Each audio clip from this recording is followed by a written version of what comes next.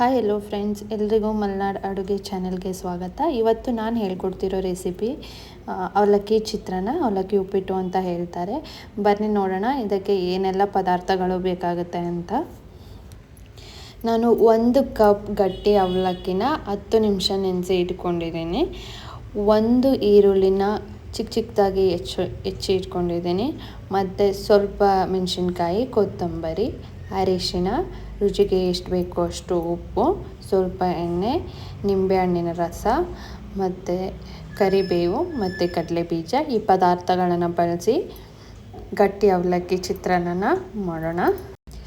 ನಾನು ಇವಾಗ ಸ್ಟವ್ ಮೇಲೆ ಒಂದು ಬಾಣಲಿಯನ್ನು ಇಟ್ಕೊಂಡಿದ್ದೀನಿ. ಬಾಣಲಿ ಬಿಸಿ ಆದ ನಂತರ ಇದಕ್ಕೆ ನಾನು ಎಣ್ಣೆನ ಹಾಕ್ಕೊಳ್ತಾ ಇದ್ದೀನಿ. 4ರಿಂದ 5 ಸ್ಪೂನು ಎಣ್ಣೆನ ಹಾಕ್ಕೊಳ್ತಾ ಇದ್ದೀನಿ ನಾನು.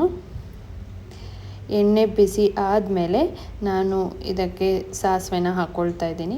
ನಾನು ಪದಾರ್ಥಗಳನ್ನ ತೋರಿಸ್ಬೇಕಾದ್ರೆ ಸಾಸಿವೆನ ತೋರಿಸಿರಲಿಲ್ಲ. ನೀವು ಸಾಸಿವೆನ ಹಾಕ್ಕೊಳ್ಬೇಕಾಗತ್ತೆ. ನೀವು ಸಾಸಿವೆ ಸಿಡಿಯೋ ತನಕ ಕಾಯಬೇಕಾಗುತ್ತೆ. ನೋಡಿ, ಸಾಸಿವೆ ಸಿಡಿತಾ ಇದೆ.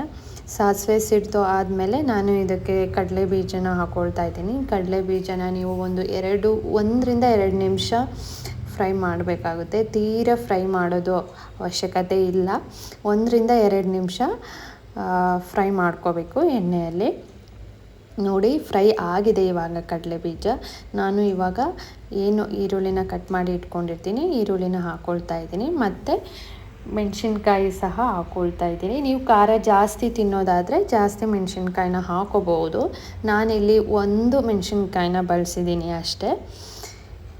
ಈರುಳ್ಳಿ ಎಲ್ಲ ಹಾಕಿ ಆದಮೇಲೆ ನೀವು ಎಲ್ಲ ಚೆನ್ನಾಗಿ ಮಿಕ್ಸ್ ಮಾಡಿಕೊಂಡು ಫ್ರೈ ಮಾಡ್ಕೋಬೇಕಾಗತ್ತೆ.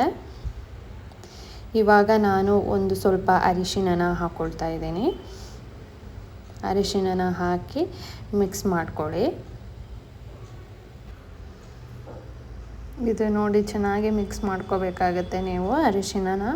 ಇವಾಗ ನಾನು ಕರಿಬೇವನ್ನ ಹಾಕ್ಕೊಳ್ತಾ ಇದ್ದೀನಿ. ನಾನು ಕರಿಬೇವನ್ನು ಒಂದು 2-3 ಸಲ ಚೆನ್ನಾಗಿ ವಾಶ್ ಮಾಡಿ ಇಟ್ಕೊಂಡಿದ್ದೇನೆ. ಕರಿಬೇವು ಎಲ್ಲ ಚೆನ್ನಾಗಿ ಮಿಕ್ಸ್ ಆದಮೇಲೆ ನಾವು ರುಚಿಗೆ ಎಷ್ಟು ಬೇಕೋ ಅಷ್ಟು ಉಪ್ಪನ್ನು ಹಾಕ್ಕೋಬೇಕಾಗುತ್ತೆ. ನೀವು ಜಾಸ್ತಿ ಪ್ರಮಾಣದಲ್ಲಿ ಮಾಡ್ತಿದ್ರೆ ನೀವು ಪದಾರ್ಥಗಳು ಜಾಸ್ತಿ ಬೇಕಾಗುತ್ತೆ. ನಾನು ಇವಾಗ ಉಪ್ಪನ್ನು ಹಾಕ್ಕೊಳ್ತಾ ಇದ್ದೀನಿ. ಉಪ್ಪನ್ನು ಹಾಕಿ ಎಲ್ಲ ಚೆನ್ನಾಗಿ ಮಿಕ್ಸ್ ಆದಮೇಲೆ ಇವಾಗ ನಾನು ಏನು 10 ನಿಮಿಷ ನೆನೆಸಿ ಇಟ್ಟಿರ್ತೀನಿ ಗಟ್ಟಿ ಅವಲಕ್ಕಿನ ಹಾಕ್ಕೊಳ್ತಾ ಇದ್ದೀನಿ.